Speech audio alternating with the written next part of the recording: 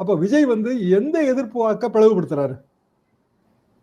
பாஜக எதிர்ப்பு வாக்குகளை பிளவுபடுத்துறாரு அப்படின்னு திமுக எதிர்ப்பு வாக்கு, திமுக எதிர்ப்பு வாக்கு, ரெண்டுத்தையும் அதிமுக எதிர்ப்பு வாக்கு.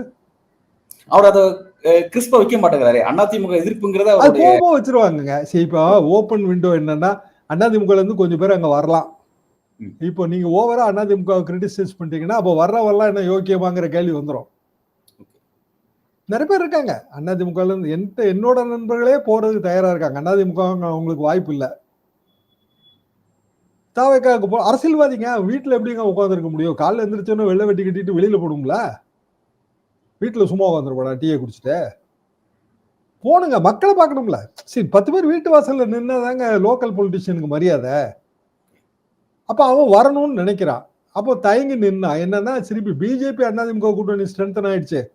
இப்ப விஜய் எங்க போறாருன்னு சொல்றாங்க. நம்ம விஜய் கட்சிக்கு போனா நமக்கு இடைஞ்சல் வந்துருமோன்னு அவன் தயங்கி நின்னான். இப்ப அவன் தைரியம் ஆயிடுவான். அப்ப அவனுக்கு நீங்க ஒரு விண்டோ வந்து ஓபன் பண்ணி தான் வைக்கணும். எல்லா கதையுமே அடைக்க கூடாது. ஜன்னலை திறக்கணும்ல. திரும்புற பக்கம்லாம் தீ வைக்க முடியாதுல்ல. அந்த இடத்துல அவர் கிளவரா செயல்பட்டு இருக்காருன்னு தான் நான் நினைக்கிறேன்.